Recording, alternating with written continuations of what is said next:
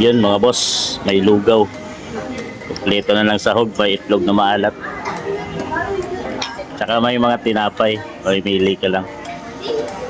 Tilos parts ah. Na, nakakuha na kami ng OFW e-card.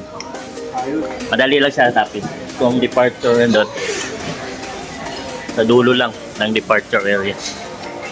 So nandito yung OFW lounge dito sa NAIA, Terminal 3. Disadvantage dito pag may nga connecting flight ka, kaya nakatingin ka doon lagi, baka mahuli ka sa flight. Kaya walang walang nagpi-paging dito sa loob.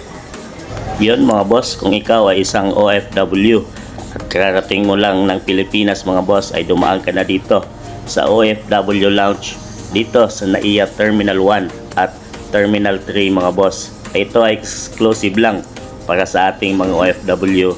May mga libreng pagkain mga boss, mga lugaw, tinapay, snacks, mga kape, drinks at libre wifi mga boss. Madali lang pumasok, pakita mo lang yung iyong passport at UEC mga boss, register ka lang at pwede ka lang tumambay dito. Ang mga kababayan nating mga Pilipino OFW, malamig sa lugar at makikita mo dito sa mga screen ang iyong flight.